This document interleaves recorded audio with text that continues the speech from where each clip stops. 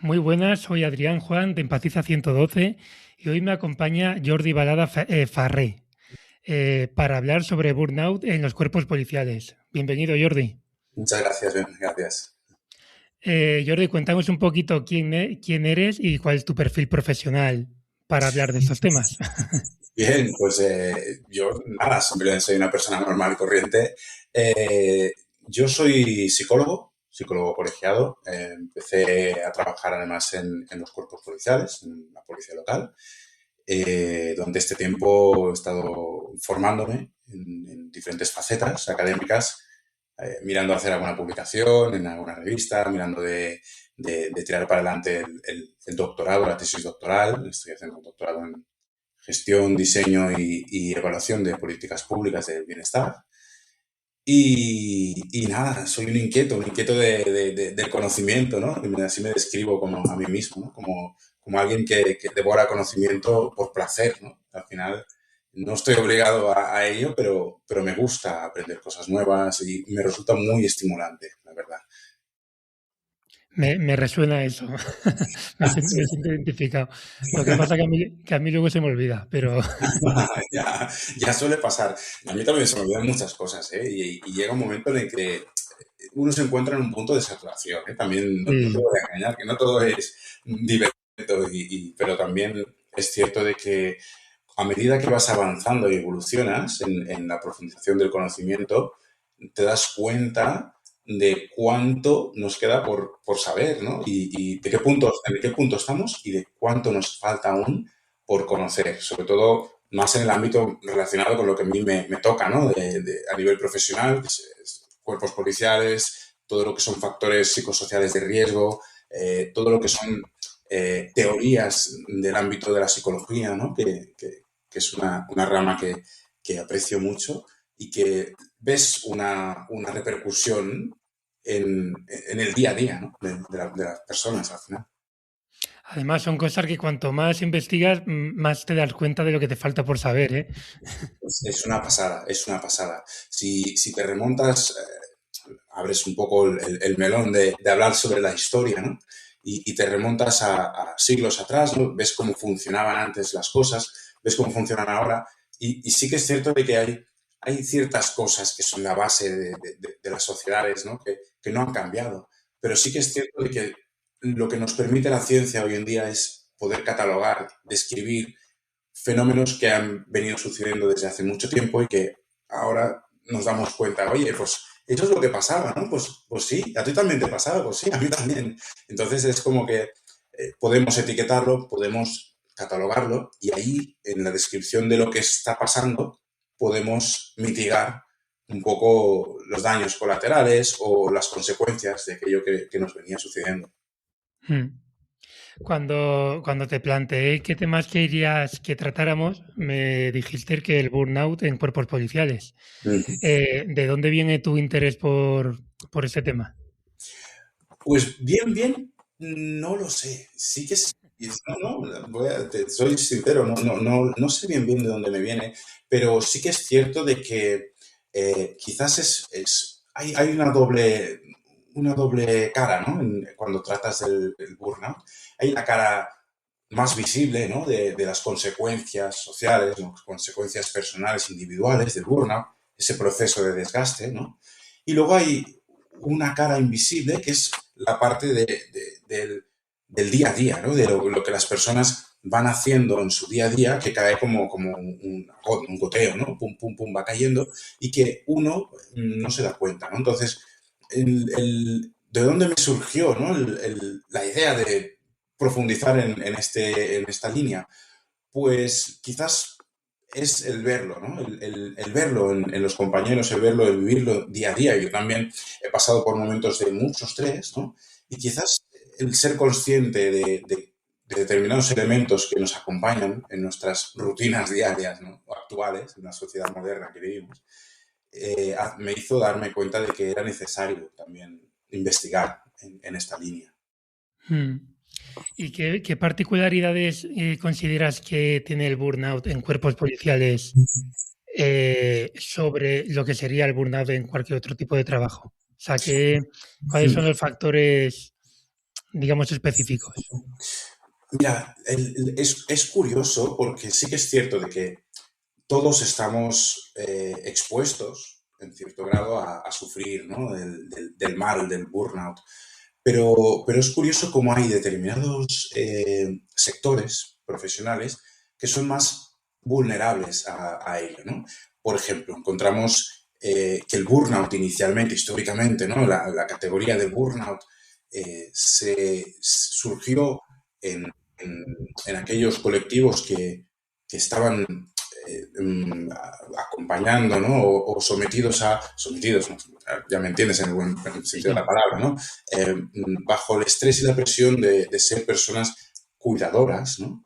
Y se desplazó un poco el foco para ver si sucedía también en otros sectores y al final la ciencia se dio cuenta de que efectivamente no es exclusivo de aquellas personas que cuidan, sino que se da en todos aquellos colectivos que tienen como punto, factor en común, las relaciones con las personas, las relaciones humanas, ¿no?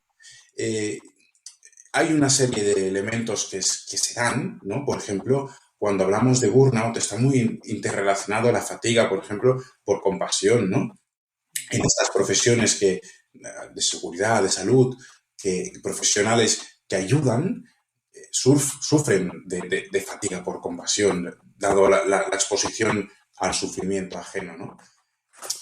Esta es una característica que hace que el sector policial, en este caso, como estábamos hablando, ¿no? El sector policial, sea especialmente relevante el hecho de que nos debamos proteger, ¿no? De alguna forma, para no caer en esta tendencia, ¿no? de desgaste.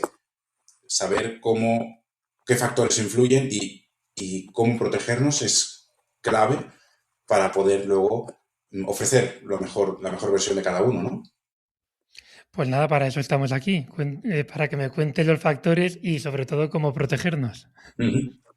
Mira, por ejemplo, eh, cuando una persona accede a una organización, las personas como individuos que somos, ¿no? Tenemos nuestra propia forma de ser, nuestra personalidad, nuestro carácter, ¿no? Nuestras creencias, nuestra mochila, ¿no? Que llevamos a lo largo de toda nuestra vida.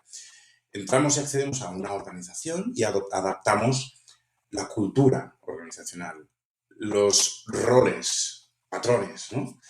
Y es en este proceso de acomodación en el que entendemos y aprendemos que hay cosas que se aceptan en la cultura organizacional y cosas que no. Hablamos de la cultura organizacional como algo, como un constructo que es cambiante, va evolucionando. Las culturas, la sociedad evoluciona. ¿Qué es lo que nos encontramos en el colectivo policial? Pues que encontramos que el colectivo policial es un colectivo que tradicionalmente eh, se ha compuesto por hombres. Y el concepto de los estereotipos ha afectado de forma negativa en la gestión emocional de los miembros del colectivo. Porque, por ejemplo, encontramos el rechazo a mostrarte, ¿no? Humano, a mostrarte débil, a mostrar que estás sufriendo. Y eso es contraproducente a la hora de ser consciente de que debemos frenar un poco, debemos ajustar, ¿no? Coger un tiempo de pausa y parar un segundo, respirar para volver a seguir caminando, ¿no? Pero eso es un factor que sucede en este tipo de organizaciones masculinizadas, que se está trabajando, ¿no? Para aumentar la feminización del colectivo, pero es cierto que ha venido sucediendo esto aquí. Entonces, otro elemento, por ejemplo, así que ahora estamos hablando de elementos, el exceso de demandas cognitivas, ¿no? Y el modelo de recursos y demandas en el que la organización proporciona determinados recursos, pero es que los individuos también tenemos un cierto grado de recursos, ¿no? Y a nivel cuantitativo. Es decir, si las demandas del ambiente exceden los recursos individuales, cognitivos, los individuos sufren. Y allí entra el concepto del estrés. El estrés, que es ese momento de activación, ¿no? Fisiológica, si se mantiene en el tiempo, puede fácilmente convertirse en el burnout, ¿no? El síndrome del burnout, que aquí en Occidente se le dio esta etiqueta, pero ciertamente el burnout es un fenómeno muy antiguo, ¿no? Hablábamos de que cuando yo estaba estudiando, pensando, ¿no? ¿Cómo voy a iniciar mi tesis doctoral? ¿Cómo voy a profundizar en este concepto que cada vez está más estudiado, ¿no? ¿Cómo lo voy a abordar? Pues muy sencillo. Empecé describiendo algo que nos sucede a todos cuando nos levantamos y llegamos a casa durante todo el día, y es el cansancio. Todos nos sentimos cansados o nos hemos sentido cansados en algún momento de nuestra vida, y cómo este cansancio, esta fatiga que sucede día a día y día tras día, acaba pudiendo convertirse también en un síndrome, ¿no? Como es ese caso de burnout. Cansancio que ha sucedido siempre cuando hablamos de esclavitud, cansancio que era entendido de forma diferente debido a componentes religiosos, o incluso cuando comparamos sociedades occidentales con la autorrealización, de la pirámide típica clásica de Abraham Maslow, ¿no? El positivismo o el éxito individual, el progreso, el mérito, y lo comparamos con sociedades orientales en las que se aprecia la armonía social, el sacrificio individual, ¿no? Vemos estas distinciones con lo que tenemos actualmente, ¿no? Vemos, por ejemplo, en Japón, que se puso la etiqueta de Karoshi, o en China, que se puso la etiqueta de Walosi. Son conceptos distintos para definir lo mismo, el desgaste psicoprofesional. Bueno, me iba a ir a otro tema, pero no me quiero dejar este a medias. No, porque me voy a apuntar aquí, que no se me olvide. Estábamos hablando de factores. Si quieres que comentemos algún factor más antes de irnos a Sí, otra cosa. mira, por ejemplo, otro factor que podríamos detectar, ¿no? Cuando una persona empieza a desengancharse, ¿no? Es el engagement. Claro, cuando hablamos de estilos de liderazgo, que ahora está muy de moda, ¿no? El liderazgo situacional, el liderazgo transformacional. Cuando hablamos de estilos de liderazgo, el autoritario, debemos hablar. Yo soy partidario de hablar del liderazgo desde un punto de vista de ajuste a la persona que nos encontramos delante, y entendiendo de que no todo el mundo es igual.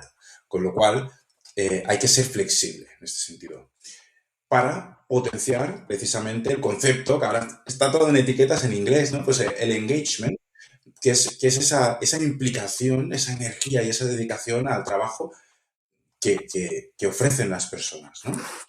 ¿Qué pasa cuando una persona está sufriendo del exceso de demanda, está sufriendo del déficit de estimulación, por ejemplo, ¿no? Que es un concepto distinto, que es el de bore-out, en contraposición con el de burnout?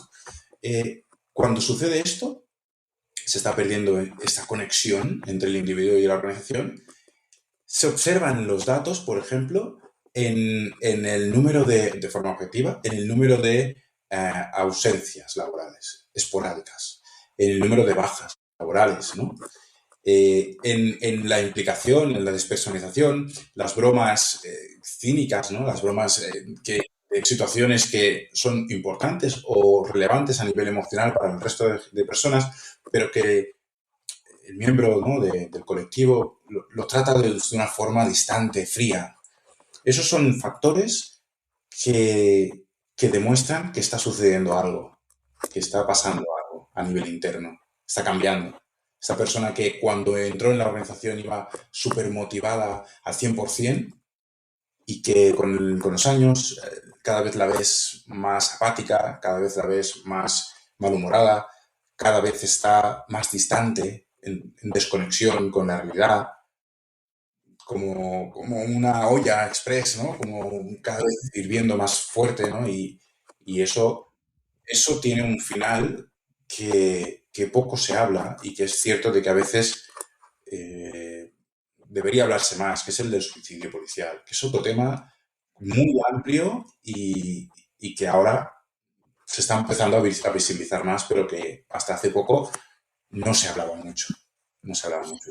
Aquí en el podcast tuvimos a Alfredo Pacheco, que imagino que lo conocerás, que es un referente en temas de prevención de suicidio policial. Ujú. Y sí, la verdad que es un tema que tiene mucho de qué hablar. Sí, sí, la verdad es que sí, y parece como que durante mucho tiempo ha habido como una especie de tabú.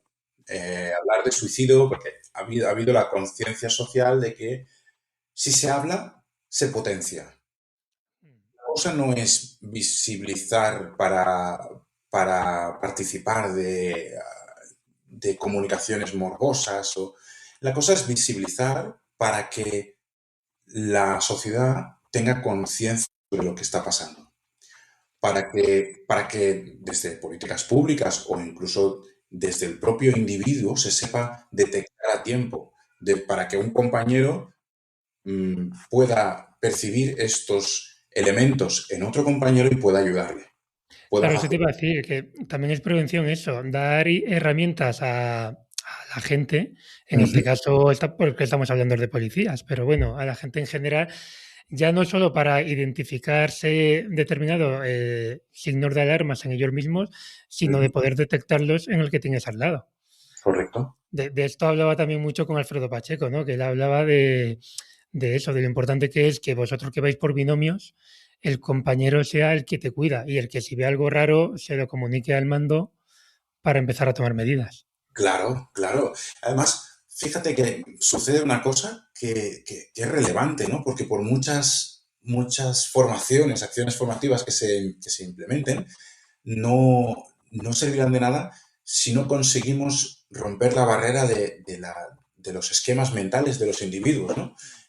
Me refería antes hablaba de cómo nos consideran, ¿no? Cómo se consideran las organizaciones policiales, ¿no? Masculinizadas, con una serie de rasgos masculinos, que yo que pienso que son arquetipos un poco arcaicos, pero que suceden, ¿no? Y que luchar contra ellos es quizás el punto principal para cambiar las organizaciones. Es decir, el hecho de que los hombres, ¿no? Con la hombría, ¿no? Que los hombres sean conscientes de que también son vulnerables, de que también tienen un componente emocional, ¿no? De la amígdala, ¿no? Del sistema límbico, pero que tienen un componente emocional que hay que cuidar, hace que cambien la forma de ver el mundo y hace que sean más empáticos y entiendan que puede haber un compañero también que lo esté sufriendo, que esté pasando por un mal momento, una mala etapa, o que esté sobrecargado laboralmente o emocionalmente. Entonces, ese es el principal punto para que no se sientan mal si ven al compañero, saben que necesita ayuda, saben que se lo tienen que comunicar a la organización o que tienen que activar, ¿no? el protocolo, que no se sientan mal, que no surja la disonancia emocional, ¿no? O cognitiva en el sentido de, es que lo quiero hacer, pero no lo quiero hacer, pero no, que sepan que deben hacerlo y que sepan que es la mejor decisión para evitar un mal mayor. Entonces, pasa por la concienciación individual, ¿no? Sí, Antes de... también es un tema un poco de inteligencia emocional, ¿no? O sea, de saber autorregularte y sobre todo reconocer en ti mismo determinados signos. Ujú. Pero claro, si tienes el estereotipo de que el policía tiene que ser el tío Claro. que nunca cae, que nada le afecta y tal, pues Ujú. al final eso es una olla a presión. Es una vía presión y se vincula mucho al concepto de la resiliencia, ¿no? Porque esto me lo he encontrado muchas veces, ¿no? De que Claro, pero es que dureza no es resiliencia. O sea, que yo creo que muchas veces se confunde eso, el aguantarlo todo con ser resiliente y no tiene nada que ver, todo lo contrario. no. Es gestionar las cosas. No Ujú. es aguantar hasta que ya no puedas más. No. Es que hay que reconocer que todos tenemos un límite, cada uno tiene su propio límite, hay que conocerse, autoconcepto, autoconocimiento, y hay que reconocer que hasta aquí, pues hasta aquí. Entonces hay que gestionar, hay que depurar, hay que vaciar, ¿no? Eh, hay que hacerlo. Es que el problema es ese, que vamos viviendo nuestra vida al límite sin pensar que algún día puede surgir algo, ¿no? Yo he sufrido y he vivido compañeros, por ejemplo, eh, pues, que han tenido accidentes cerebrovasculares, por ejemplo, o compañeros que me lo han dicho con total transparencia que se encontraban, bueno, sabiendo, ¿no? Que me gusta la investigación sobre el burnout y me han venido a decirme que sí, que se encontraban así, que estaban, que consideraban de que estaban apurados, ¿no? Que Sí, estaban que al... a lo estaban- mejor que veían que había algo que les afectaba su funcionamiento normal y no les sabían poner nombre. Exacto. Y luego Mm. están entre los factores, los turnos rotativos, por ejemplo, trabajar de noche. Trabajar de noche, luego de mañana, luego de tarde, esto para el cuerpo es duro, es duro. Para el cuerpo, para la conciliación familiar, para muchos aspectos de la vida, pero es duro, es duro. Afecta, acaba afectando, ¿no? Encuentras un componente policial que lleva 20 años de carrera, ¿no? De servicio y trabajando en turnos rotativos y te lo dice, es que cada vez duermo peor, es que cada vez me recupero peor, es que cada vez me cuesta más, es que como mal, me duele la tripa, tengo problemas gastrointestinales, quiero decir, que el colectivo policial es un colectivo que está, su objetivo es el de proteger, ¿no? Las libertades, ¿no? Y los derechos constitucionales, ¿no? Pero más allá de eso está el objetivo de cuidar de la sociedad, ¿no? Cuidar a la gente, cuidar a todo el mundo. Y esa es una tarea mm, complicada a veces, es muy complicada, porque vivimos el peor día de muchas personas lo vivimos nosotros. Totalmente. Claro, estamos hablando de policial, pero en realidad esto es transversal a bomberos Sí, sí, y total. sanitarios de emergencia, ¿no? O sea, al Ujú. final los turnos, estas situaciones que acabas de decir, de que para ti el día a día es el peor día de esa persona seguramente, y todo eso nos lo llevamos a casa. Nos lo llevamos y surge el concepto de la sobreresponsabilidad, ¿no? Nos creemos responsables de muchas cosas, de nuestra propia vida y de la vida de las demás personas, porque al final, como sabemos que de nuestras decisiones tendrán una implicación real sobre la vida de otra gente, eso puede sumar una carga emocional que si no se gestiona puede ser insostenible con el tiempo, ¿no? Hablamos del concepto de sostenibilidad como aquello que perdura en el tiempo con el menor desgaste posible, pero a veces hay determinadas conductas o falta de recursos o falta de gestión que nos alejan de este concepto de sostenibilidad. Hay una frase que me dijo Merche Cabanillas, que también la entrevisté por ahí, que es muy aplicable a todo esto, que al final nuestra máxima, nuestro máximo potencial, o sea, lo mejor que tenemos, que Ujú. es esas ganas de ayudar a los demás, es a la vez nuestro máximo peligro. Totalmente. Porque, porque si ayudamos por encima de nuestras posibilidades, o luego te lo llevas, o no sabes poner el límite, Ujú. claro, esa buena predisposición hacia los demás es lo que te puede acabar hundiendo a ti mismo. Claro, y además surge la exigencia, ¿no? La exigencia individual y la frustración cuando ves que las cosas no dependen de ti. O no en el 100%, y la desafección ya surge cuando ves que quizás el sistema no está a la expectativa de lo que tú esperas, ¿no? De él. Claro, son diferentes elementos, algunos internos, algunos externos, que confluyen, que interactúan, ¿no? Que interaccionan entre ellos. Entonces, tú estás en medio, tú estás en medio de todo el tinglado, ¿no? Y salir de ahí, navegar y remar día a día, a veces resulta difícil. Hay días malos, hay días muy malos. Y puede ser que vengas de un servicio en el que tengas que asistir a urgencias médicas, por ejemplo, tengas que asistir y ves lo peor, ¿no? Ves la muerte de otra forma, la ves a diario, ves cosas que la gente no ve o no quieren ver, ves lo que hablábamos, suicidios, ves intoxicaciones, ves cosas, ¿no? Que no entiendes desde un punto de vista de moralidad. Y eso desgasta también, también desgasta. Bueno, vamos a ponerle un poco de luz a todo esto porque estamos hablando de lo que nos enferma, pero vamos, vamos a Claro. hablar de cómo protegernos ante todo ello, de los factores de protección que me comentabas, para que Yo, se vea que tenemos algo que hacer. yo siempre pienso que la formación en sí misma te protege. ¿Eh? yo creo que no pasa la concienciación, las campañas de prevención primaria, secundaria, terciaria, ¿no? Todo esto son importantes, pero la formación lo es mucho. De hecho, hay muchos programas que se están implementando para, precisamente, programas relacionados con el bienestar, precisamente para ayudar, ¿no? En todo ello. De hecho, ahora estoy intentando a ver si accedo, ¿no? a la bolsa de psicólogos del Instituto de Seguridad Pública de Cataluña, que precisamente tiene un programa para concienciar del bienestar emocional. Entonces, yo creo que pasa por aquí, ¿no? El resto, cuando el abordaje principal es el colectivo policial, ¿no? El colectivo de emergencias, ¿no? Pero también es cierto que el resto de concienciación es externo. Entonces es el modificar las sociedades. Lo que pasa es que me estoy encontrando en un momento en el que vivimos lo que yo he llamado el concepto de la inmediatez cultural. Vivimos en un momento en el que ya no sabemos esperar tanto como antes, como antaño, propiciado, entre otras cosas, evidentemente por las tecnologías, ¿no? Pero esta disponibilidad permanente de todo, de los mensajes, de WhatsApp, SMS y del Internet de las cosas, de todo, del fast food, ¿no? De la comida rápida, todo lo queremos ya y instantáneo. Entonces, no ayuda al hecho de que tú puedas aprender cómo gestionar las cosas que van un poco más lentas.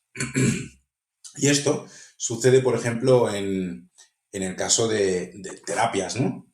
Que las personas, cuando vas a terapia, esto va a ser un proceso lento. Va a ser un proceso de cambio paulatino, poco a poco, y eso a veces cuesta, el saber esperar, ¿no? Y eso es lo que he detectado, un poco de esta cultura de la inmediatez en la que estamos inmersos. Más allá de lo que se puede hacer a nivel institucional y de formación y todo eso, lo que son herramientas personales que puede tener el policía o el interviniente que dependan del mismo. Mira, herramientas personales, ¿no? Hablamos, por ejemplo, de competencias, de skills, ¿no? Otra etiqueta en inglés, Eso ¿no? es. Skills, soft skills. Bien, competencias de tipo individual.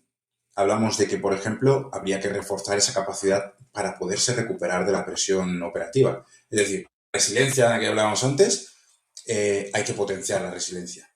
Pero yo os hablo un poco de resiliencia a nivel individual y de resiliencia a nivel organizativo. Es decir, la organización tiene que ser una organización resiliente, una organización que no vuelque toda la responsabilidad de ser resiliente a los individuos que la componen. También hay formas de articular el funcionamiento interno desde un punto de vista de la resiliencia, ¿no? Luego, por ejemplo, hablamos de elementos de regulación emocional, saber manejar adecuadamente la activación, la frustración, el impacto emocional, ¿no? de los sucesos, para evitar, por ejemplo, el trastorno postraumático, ¿no? Que existe en estas profesiones y que también se invisibiliza por el miedo a que dirán, ¿cómo voy a hablar de esto? Pues si todo el mundo está bien y yo no, ¿cómo es posible? Luego está el hecho de ser adaptativo. Personas muy rígidas les cuesta más adaptarse a los cambios. Esta es una profesión de cambio constante. Vienes de atender a una abuelita y de repente te llaman por un accidente múltiple con heridos graves. Y luego tienes que volver para asistir a la salida del colegio de los niños. Es decir, es una profesión que tiene muchos cambios y la flexibilidad de tipo psicológico es importante. Luego, claro, ¿quién está más protegido? Están protegidos aquellas personas que tienen realmente un propósito profesional, que los hace conectar con sus valores individuales, sentirse útiles y sentir que su trabajo, el día a día, tiene un significado. Eso es clave, es crucial para no perderse a nivel profesional, ¿no? Luego, por Lo que ejemplo, pasa, perdona que te interrumpa, justo me había apuntado yo aquí la palabra vocación sí, y que es un poco lo que estás hablando tú, pero también es un arma de doble filo, porque precisamente hasta donde yo tengo entendido el burnout ocurre más en profesiones, perdón, como muy vocacionales, ¿no? Muy de servicio. Entonces, esa vocación es lo que te decía antes, es a la vez, puede ser lo que te protege, pero también lo que te enferma. sí. Claro, el problema es el problema es tener esta interacción entre diferentes factores, porque, por ejemplo, tú puedes tener mucha vocación y no tienes por qué perderla, simplemente debes ajustar tus expectativas. Es decir, el policía, el buen policía, el policía de vocación, siempre estará dispuesto a ayudar, siempre. Pasará por un mal momento, pero cuando surja la oportunidad real de ayudar, lo hará. Lo que pasa es que, bueno, por diferentes razones, durante el transcurso de los años, puede perderse un poco ese propósito, ¿no?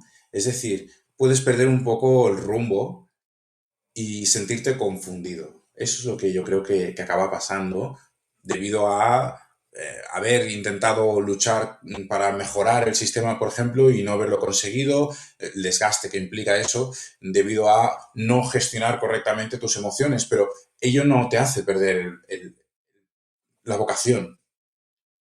No sé si es un poco complicado de explicar, pero yo lo que creo es que la vocación no se pierde, lo que sí se pierde son eh, ese punch inicial, ¿no? Las ganas de querer cambiar las cosas, Sí, porque es ya un poco lo que dices de ajustar expectativas. sí, ya Porque te si has dado tienes unas muchas veces. expectativas muy de superhéroe, Claro, no. claro, pero también la influencia de las películas Claro, claro. ha tenido un papel importante, ¿no? Las películas, el cine, la sociedad, ¿no? Han tenido un papel muy importante en cómo concebemos y cómo pensamos el superpolicía o el idílico, la imagen que todos los niños tienen en su mente sobre cómo debe ser el policía fantástico, ¿no? Eso cala dentro. Y cuando crecemos y somos adultos, entonces actuamos pensando en cómo debería ser la mejor versión del policía que tenemos ¿no? en nuestro recuerdo de cuando éramos niños. El problema es que no se ajusta a la realidad, ¿no? No sea, eso es lo que no es justo, que no se ajusta. Entonces, otro de los riesgos que hay, desde el punto, ya no de un punto de vista individual, ¿no? Que a veces pasa que uno no tiene esa capacidad de comunicar abiertamente, ¿no? Con su equipo de trabajo, lo que le sucede, que no se reconoce a nivel organizacional suficiente, ¿no? Las hazañas que hacen a veces determinados componentes o en determinadas intervenciones, el apoyo, a veces uno no se siente respaldado, comprendido. Al contrario, a veces hay solitud, ¿no? Sobre todo en mandos intermedios, eso sucede mucho, que sienten la solitud son mandos que tienen que ordenar y supervisar a los de abajo, pero tampoco no son respaldados por los de arriba, ¿no? Claro que Y los mandos intermedios son los que peor están, porque, sí, tienen porque son carga, los que, claro, claro, son los que tienen que azuzar a los de abajo y se claro. ganan a lo mejor alguna enemistad y a la vez son a los que azuzan los de arriba. Eso es lo que sucede, sí, sí, sí, totalmente. Claro, los de abajo tienen presión, pero es otro tipo de presión, ¿no? La de mandos intermedios es una presión muy alta, una carga de trabajo muy alta y poco reconocimiento, ¿no? Y eso también genera mucho desgaste. Entonces, luego hay la carga de la distribución equitativa de cargas, en este sentido, también es un ajuste que a nivel organizacional ayuda a mejorar el hecho de que pues, pueda existir menos burnout, ¿no?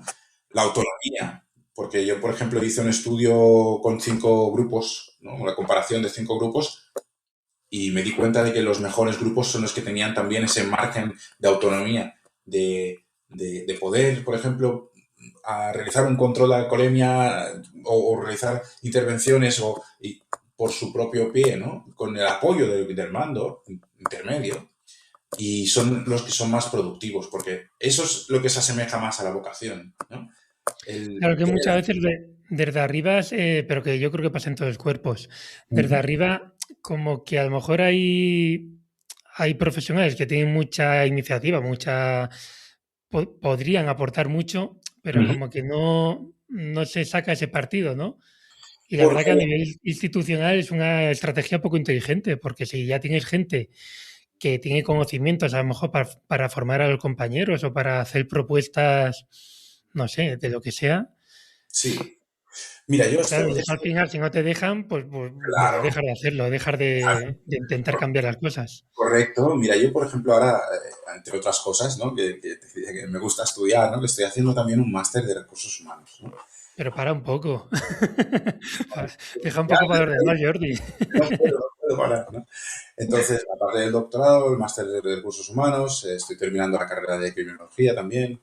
Entonces, me da mucha idea sobre cómo hay que, aparte de tratar los componentes clásicos de la criminología, ¿no? Del delito, el delincuente, la víctima y el control, ¿no? social, el hecho de que las organizaciones policiales consigan lo que en recursos humanos sería como enamorar el talento, ¿no? Es decir, eso se asemeja más a la perdurabilidad de la vocación, ¿no?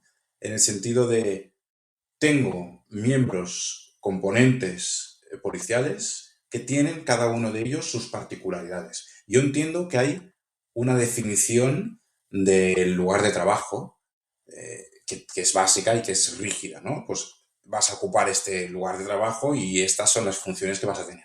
Pero más allá de esto, es muy importante que quienes ocupen estos lugares de trabajo realmente se sientan realizados con la tarea que hacen allí. Y eso es lo que también a veces quema a la gente, ¿no? Sobre todo cuando los nuevos entran, ¿no? Que a veces por puntos, evidentemente, por mérito, capacidad y antigüedad, acaban en sitios, en puestos de trabajo, que no gustan a la mayoría, ¿no? Entonces, quizás se trataría de armonizar un poco, que todos los sitios, los puestos de trabajo sean equitativos, justos y que consigas de alguna forma potenciar el hecho de que perfiles muy válidos te puedan ir a estos determinados sitios. Entonces ves cómo las organizaciones cambian completamente y ves cómo la ciudadanía también lo percibe, ¿no? Ostras, es que he llamado y me han llegado súper rápido, lo han solucionado súper rápido, son gente que están preparados, que están formados, que trabajan de una forma muy limpia, que trabajan duro y motivados. Y lo percibes en el ambiente esto. Percibes el compañerismo, percibes que en el momento determinado, si uno de ellos, uno de los componentes, lo pasa mal, los demás lo van a percibir y lo van a ayudar. Y el que lo pasa mal no va a tener ese reparo de poderlo decir, porque son una familia. Y eso es lo que desde arriba, quizás desde las escalas más superiores, a veces quizás puede perderse un poco la perspectiva, ¿no? Ahí surge mucho el concepto de la renovación generacional que conlleva que los nuevos componentes de las escalas superiores ya vengan con una formación sobre liderazgo, sobre gestión de recursos humanos, sobre, ¿no? Una serie de skills que hacen que puedan tomar decisiones un poco más razonadas, razonables, justas, equitativas, ¿no? Que tengan más en cuenta el factor humano de las personas, ¿no? Que al final son los que componen las organizaciones. Lo que Ya, pasa es que al mismo tiempo es un poco triste que se tengan que jubilar los antiguos para que esto pueda cambiar. Lo ideal sería que esos antiguos se pudieran haber actualizado de todo esto, ¿no? eso es lo ideal. Y yo no digo que todos los antiguos lo hagan mal, claro que Ya, hombre, no. es una forma de hablar. Estamos generalizando. Claro, no, no. Y que lo antiguo sea malo y lo nuevo No, sea no. bueno. No, no, no. Pero sí que es cierto de que habrá mandos de escalas superiores, arriba del todo, que se habrán reciclado, que se habrán formado, que habrán aprendido de sus propias decisiones, que habrán aprendido de sus propios errores y habrán quienes no. Lo mismo que en las escalas más básicas, ¿eh? Sí, en Que, todo. que yo creo que aquí, de los que nos escuchen, quizás algunos recordarán de algún componente, algún miembro que no se ha reciclado nunca y que, bueno, que está allí, ¿no? Que aposentado, que, con el que nadie quiere ir, pero alguien tiene que ir, ¿no? Vamos a hablar así, ¿no? Es decir, a veces pasa, pero ¿qué pasa con esta persona, ¿no? Porque a veces, ¿qué comentan? Esta persona que quizás la ves ahora que con desafección, que viene al trabajo pero viene para descansar, que viene para no hacer nada, pero hablas con los más antiguos y te dicen, no, no, esta persona, ¿no? Esta persona cuando llegó aquí, ¡buah! Era una máquina. Esta persona cuando llegó aquí trabajado un montón y hicimos esas intervenciones, te explican batallitas, te explican historias y tú no lo entiendes. ¿Cómo ha llegado aquí? ¿Cómo es que ahora ya no tiene ganas de hacer eso? Y tú piensas, ¿no? Es que se ha hecho mayor. No es verdad, no es verdad. Esta persona le ha pasado lo que estamos describiendo aquí. Un proceso de desgaste, un proceso de despersonalización, un proceso de baja autorrealización. Quizás esta persona se ha presentado a cabo 5 veces y no ha sabido reconducirlo, no ha sabido cómo superar esa barrera. Quizás esa persona quería estar en ese puesto de trabajo y no lo ha conseguido nunca. Quizás, ¿no? Nunca ha tenido un mando que lo apoyara. Quizás no ha tenido nunca la oportunidad del reconocimiento institucional que cree que se merecía en su momento, ¿no? Y poco a poco, por muchos factores diferentes, ha ido alejándose de la organización. Eso es lo que a veces pasa. Sí, la verdad que es un punto de vista interesante. Que lo que ves ahora no es una foto fija, o sea, hay que ver por qué hemos llegado a eso. ¿De dónde venimos, no? Un Claro. poco. ¿De dónde venimos? Yo escuché el otro día una entrevista. Yo, cuando era más joven, escuchaba mucho a Eduard Punset. Y el otro día escuché una entrevista a Elsa Punset, ¿no? Y que decía, hablaba sobre el biólogo Edward Wilson, y decía una frase que me pareció súper interesante para analizar, para reflexionar en un proceso introspectivo, que decía que el gran drama de los humanos es que actualmente tenemos emociones del Paleolítico, instituciones medievales y tecnología de los dioses, ¿no? Que es decir, Hostia, es buena. es una frase que me Sí, quedó sí. ¡buah! Grabadísima. Y es cierto, cuando lo piensas, dices, bueno, es que es verdad, ¿no? Las emociones son, son tan básicas, Sí, son de supervivencia. son de supervivencia totalmente. Entonces, y aún así, siendo tan básicas y teniendo la tecnología que tenemos, aún no sabemos cómo gobernar las emociones, ¿no? Nos cuesta, no se enseña, no, hay esa falta ¿no? de conocimiento sobre cómo gestionar las emociones, cómo gobernarlas, cómo reconocer las emociones en el otro y en mí mismo. Y eso es lo que ahora nos encontramos. Los más jóvenes quizás han recibido algo más de formación en este aspecto, pero los que ya tienen determinadas edades, les viene de nuevo esto qué es, ¿no? Esto que me ha venido pasando desde hace tanto tiempo. ¿Cómo dices que se llama ahora? Que no sé lo que pasa. Eso es lo que pasa. Bueno, Jordi, no sé si hay algún tema que no hayamos tratado aún que querías que comentáramos. Mm, no, yo creo que hemos tratado muchos temas, ¿no? Yo, Sí. mira, yo creo que eh, más allá del burnout, que me gustaría introducirlo, ¿no? Porque se habla poco y lo detecté de forma indirecta en el colectivo, que es algo que quizás antes no pasaba tanto y ahora sí. Y te explico lo que es. Eh, Antes he hablado del doble camino que se contrapone, pero que en verdad termina con un bajo rendimiento, que es el del burnout, que es lo que ya lo hemos descrito, sobrecarga, ¿no? Y el del bore-out, que es un concepto, boredom, ¿no? Que es un concepto que se ha explorado muy poco, pero que algunos sufren, y cada vez más gente, y se debe al desajuste organizacional. Es decir, se produce la desvinculación, igual que con el burnout, pero el factor precipitante no es el mismo. En el caso del bore-out, se debe a la pérdida de sentido. Es decir, tú imagínate, antes que hablábamos de las escalas superiores, un mando de la escala superior que hace una planificación de un operativo y los componentes activan el dispositivo y luego se dan cuenta de que no hay resultados. Esto, si se repite durante mucho tiempo, puede causar esa pérdida de sentido de lo que estamos haciendo. ¿Qué estamos haciendo aquí? Yo accedí a la profesión policial para ayudar a los demás vocacionalmente, pero me están haciendo hacer tareas que yo no le veo el sentido. Por eso es importante cuando hablamos, por ejemplo, de cambios organizacionales, el modelo de Lewin que decía que se basa en los tres, en descongelar, cambiar y recongelar para el cambio y, por ejemplo, el generar la necesidad de cambio, el explicar el cambio, ver, ¿no? Qué es lo que sucede cuando se implementan cambios. Si no hay conexión entre los de arriba y los de abajo, puede pasar esa pérdida de sentido, ese vacío y esa desconexión. Y luego la infrautilización, infravaloración, porque cada vez tenemos perfiles policiales cada vez más formados, con más formación universitaria, más formación académica.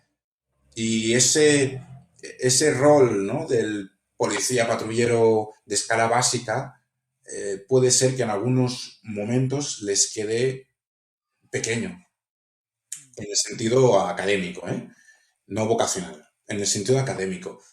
Y crean que por su conocimiento, las decisiones que se están tomando arriba, digamos, no se corresponden con lo que debería de hacerse, ¿no? Entonces, en ese, ¿no?, nudo de interpretaciones, puede surgir esa desvinculación, ¿no? Es decir, yo considero que la finalidad es buena, pero no se está abordando el tema de una forma adecuada, porque tengo este conocimiento, este y este y este otro, y no puedo hacer nada porque estoy en la escala básica. Entonces, puedes intentar subir arriba, pero puede ser que no lo consigas y entonces a la larga puede sucederte esto, esta desvinculación con la organización también. Porque no te Sí, escucha.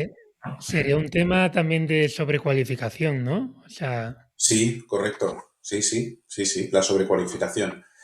claro, porque cuando a lo mejor no te das cuenta, bueno, no te das cuenta, a lo mejor si no tienes los conocimientos para detectar ciertos errores, pues como Vale, no te das cuenta, como los desconoces, pero si los puedes detectar por los conocimientos que tú tienes, pues como que costará más obedecer cosas que van en contra de, de lo que claro, uno piensa, ¿no? claro. Piensa que si tú no lo sabes, no lo puedes hacer. Pero si tú lo sabes y encima te das cuenta de que tienes esa falta de autonomía, ¿no?, que decíamos antes, falta de apoyo del mando, porque es una cadena jerárquica, entonces el mando te apoya, pero Mm. tampoco no te va a dejar hacer. Entonces, Te entiendo perfectamente porque lo estoy yo elaborando en mi cabeza y en mi profesión pasa algo muy parecido.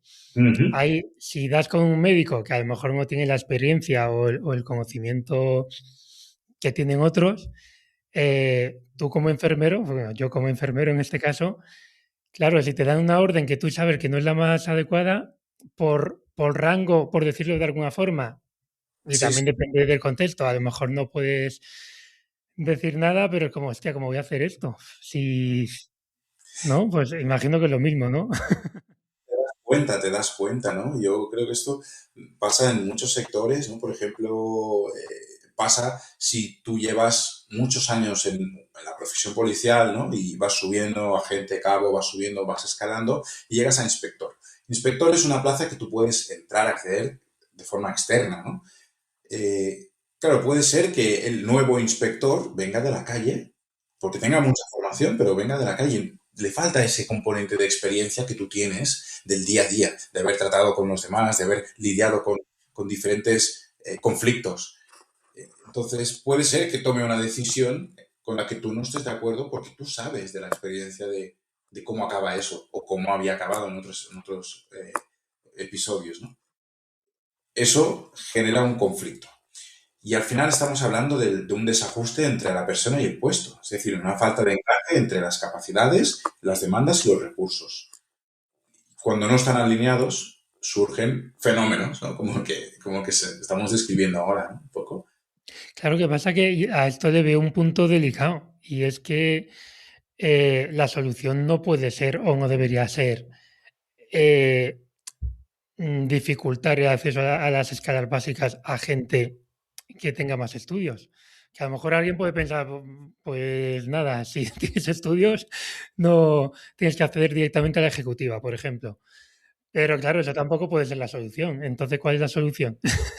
Claro, la solución, a ver, esto es un poco. ¿La tienes tú? ¿Tienes tú la solución? Vamos a abrir el melón ahora, ¿eh? Vamos a abrir un melón. La solución, quizás, porque piensa que cuando hablamos de las normativas jurídicas, hablamos de siempre es la sociedad la que evoluciona antes que la normativa. La normativa es la que se adapta a los nuevos modelos sociales. Entonces, por ejemplo, repasando el otro día, ¿no? La Ley Orgánica 286 de 13 de marzo, ¿no? De Fuerzas y Cuerpos de Seguridad. Claro, es del 86, ¿no? Ha llovido muchísimo. Entonces, quizás los modelos, a ver, quizás haría falta una revisión de los modelos de acceso a la escala básica, de promoción interna. Quizás deberíamos revisar qué es lo que puntúa, qué es lo que no, cómo lo hacemos, cómo evaluamos. Por ejemplo, en psicología, porque hice un máster de psicología jurídica, y también allí lo ¿Cuántos digo. máster tienes, Jordi? No, pero me gusta estudiar, me gusta estudiar. Y yo recuerdo que en un momento determinado se habló del efecto halo. El efecto halo es el efecto que tiene el entrevistador o el evaluador con un perfil que le gusta mucho, la primera impresión, ¿no? Claro, no podemos basarnos en el efecto halo. Ahora se está hablando del assessment center, ¿no? Con un conjunto de pruebas que se tienen que superar y con un conjunto de evaluadores que luego lo ponen todo en común para decidir sobre el mejor perfil. Quizás es un poco ambiguo, ¿no? Porque es un poco más objetivo, pero también es subjetivo, en el sentido de decir, no se deja todo en manos de una sola persona, pero no dejas de ser subjetivo para la valoración individual, ¿no? Se deja en manos de varias personas. Claro, claro, claro. Entonces, Se reparte la subjetividad, ¿no? pero la objetividad, por ejemplo, cuando hablas de objetividad con un tipo test, es estudiar, 100%, estudiar. El que sabe estudiar mejor, que tiene mejores técnicas de estudio, más conocimiento, aprueba. Pero claro, lo que hablamos, ¿dónde queda la experiencia? ¿Dónde queda esa capacidad de gestionar un equipo, por ejemplo, cuando hablamos de promociones internas? Es complicado el proceso de selección. No, es un tema, por eso te digo, yo no tengo la solución. Pero es un Mejor tema, no meterse en ese melón, ¿no? también es cierto que hay mandos que a lo mejor han ascendido y quizás consideren de que no es la mejor decisión, por lo que decíamos de la sobrecarga. Puede ser que haya personas que no gestionen bien esa sobrecarga y se encuentren atrapados, ¿no? Si renuncio ahora al cargo, ¿cómo quedaré? ¿No? Claro, encima parece como que bajar de categoría. Aparte pierdo, ¿no? El proceso de pérdida, de duelo, ¿no? Por la pérdida. Pero, claro, estás ahí apretado. Ahí está el sesgo este de coste hundido, ¿no? Sí, sí, sí, sí. No sé, no sé cómo quedará, pero es importante la visualización de todo esto, ¿no? Un poco que la gente sepa lo que pasa y más cosas que pasan, que no hace falta tampoco destapar todo. Bueno, pues creo que hemos hablado un poco de todo. Si no hay nada más que quieras añadir.